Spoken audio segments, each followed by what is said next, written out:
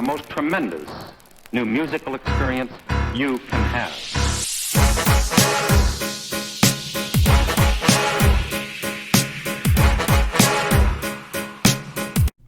Alright, what's up, y'all? It's Logan, and I'm here bringing you my top 10 worst albums of 2019. Little disclaimer, obviously, as you know, I did take a little bit of a break right there in the middle of 2019, so whenever I saw an album come out that I was not interested in, or like maybe I waited a day to see if I wanted to listen to it and saw it had horrible reviews, I didn't listen to it. I didn't have to. I wasn't reviewing. So there are some albums that probably deserve to be on this list that aren't, just because I didn't hear them, because I didn't want to put myself through that if I wasn't going to get a review out. So just keep that in mind. But these are the top 10 worst albums that I listened to that I hated. Some of them I might not have hated. I might have had a couple of positives. But overall, yeah, most of these albums I pretty much hated and would never listen to again. Again, remember, I didn't listen to the Nav album, Bad Habits. Stuff like that. I didn't listen to Supermarket by Logic because it was a soundtrack. It wasn't an album. And Logic's just been bad lately, so why would I put myself through that? So that being said, let's get into the top 10 worst, starting with number 10. Obviously, number 1 will be the worst of the year, so as we move on, we will be getting worse and worse.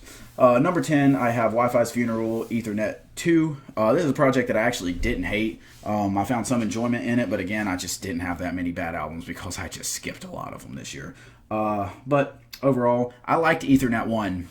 That came out in 2018. I thought that was a pretty solid project that I went back to a couple of times. But this one, no, I didn't go back to it at all. I didn't care for it. I didn't enjoy it.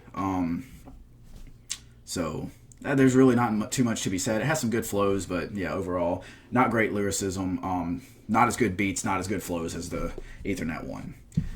Moving on, we have Future's The Wizard, in a year where he put out one of my more favorite projects by him later on, Save Me, as you would have already seen if you've seen my honorable mentions of the year. The Wizard was bad. It had no songs that really stuck out. I think Jumping On and Off the Jet was a pretty good track, but overall, nothing else. It was very derivative, very just normal trap Future sound. I mean, I wish he could get back to those DS2 days or the Hendrix sound like he did on Save Me, but this one, just very derivative, very carefree. Nothing stood out. Just, it's Future project. I mean, you know what to expect, and you know that as we go on, it gets more disappointing because you're like, do something else. But whatever. Moving on. So that was number 9. Number 8 would be Wi-Fi's Funeral and Rob Banks' Connected. Yeah, I know. I feel bad for having Wi-Fi's Funeral on here twice, considering I actually don't hate him as an artist. But this album just really didn't have anything to it that I cared about. It wasn't inherently bad, but it wasn't good either. I really don't even remember this project that much, if I'm honest, and that's the reason why it has to make it on here, because I don't remember anything from it. The rest of these albums I pretty much actually do remember, but I just remember poorly, so that's why they're worse than this one. But this one, I just don't really have much to say. Pretty lazy project overall. After that, we have Juice WRLD's Death Race for Love. First off, let me start by saying rest in peace, Juice WRLD. I actually really enjoyed the album, Goodbye and Good Riddance. I loved a lot of the tracks on that one, not just Lucid Dreams or All Girls Are the Same. No, it had a couple of good tracks on that project. But this one, it came with a different sound, and I applaud him for trying something new. Definitely great. It just didn't work. Didn't work for me. It was too long. It was like 22 tracks long, and that's not something I want from an artist like Juice WRLD. I barely want to listen to him for more than 30 minutes. But yeah, just none of the tracks really work all that well for me. There are a couple bangers here and there, a couple good tracks, couple in that sound that you like from him. But overall, he's trying something new that just doesn't really work for him, and I didn't care for this one at all. After that, we have Legendary by Tyga, and yeah, this one it's Tyga. I don't know how he still has a career in 2019. Has some bangers, has some fun stuff to listen to. It's definitely something that I could mindlessly put on as I'm riding in a car or playing a video game and be like, okay, yeah. But no, it's bad. It's bad. Horrible lyricism. Decent beats, but all very derivative and very, oh yeah, it's Tyga. I'm listening to Tyga. Who says that, right? So next we have Jack Boys by Jack Boys. You already know about this one. I just put my video up on this one earlier this week. If you haven't seen that review, listen to it. But Travis Scott comes in very lazily. The two Migos artists come in very lazily. Young Thug has a decent performance, but whatever. Pop Smoke's bad. Lil Baby's bad. Rosalia, pretty bad too. Sheck West, bad. I mean, and this project, bad. Lazy beats, lazy flows for the most part, lazy lyricism. Don Toliver's good though, so there's that. After that, we get into the really, really, really bad stuff. Like, it's a drop off. My number 4 for worst, Lil Pump's Harvard Dropout. Dude couldn't even spell Harvard right, so what do you expect? I know, I'm sure that's the point of it, but come on. It has some fun to be had in there, yeah. Like, Lil Pump's an enjoyable artist in the sense that he's dumb. He's dumb, and it kind of makes it fun to listen to sometimes, but no. Horrible lyricism, okay beats here and there, but overall nothing great. And that, I'm not going to give credit to the artist for having good beats. A lot of the times they don't make them, so yeah, this is one that I could actually go back and listen to some. Like, I didn't mind listening to this one 2 or 3 times in order to get a review out, which I actually do have a review for this one if y'all want to check that out. But no, this was bad. Next, number 3, DJ Khaled's Father of Assad. I didn't get a review out for this one. I couldn't listen to this one more than one time. How in the world someone has an album whenever they only actually produce like maybe 40% of the music that they put out? Literally, he's called DJ Khaled, but someone else produces the majority of his music, so all he does is make phone calls to get artists on tracks and occasionally has some input on his own music.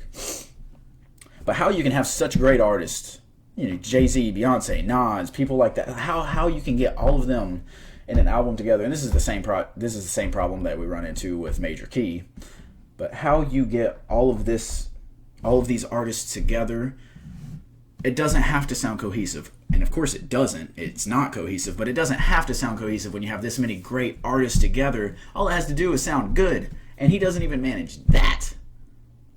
This man, he needs to just stick to the meme game. He's so bad. It hurts me to even think about this one. And it's going to hurt me even more to think about these next 2. So number 2, and it should have been number 1. It should have been number 1. I just couldn't do it because it had at least some commercial appeal and at least some level of enjoyment in the flows. Logic's Confessions of a Dangerous Mind. Oh, the fall from grace. Under Pressure was in my top 25 of the decade. And then this happens. What happened to turn Logic from someone who, yes, good, it's a good Kid Mad City ripoff, sure, with Under Pressure, but it's a great project nonetheless, and at least he's ripping a good project. Great flows, a really good lyricism. This isn't Young Sinatra anymore. This is not Young Sinatra. That character died after The Incredible True Story. Bobby Tarantino started digging the grave, but this is the one that shot him in the head, mutilated the body, burned it, and buried the ashes. This project's horrible. The features are bad. Eminem has a horrible feature, and I like Eminem. Will Smith, where did he come from? I love Will Smith. He's a great guy. I don't think he's a bad rapper, but why is he on a Logic album? Icy with Gucci Mane. No. This one, I don't know what happened. I don't know if the real Logic got abducted by aliens and this is the clone that they gave us. If that's the case, the aliens really need to work on their cloning technology because this is not the same guy that I knew and listened to the music of in 2015 or even 2016. This is not the same guy, and how you can change so much in 3 or 4 years, I don't know. But Logic perfectly fits into that category of corny, white, excuse me, mixed rappers. And it's bad. But enough shine to that one, because number 1, Gunna's Drip or Drown 2. I have a review out for this one. Regretfully to say that I listened to this one.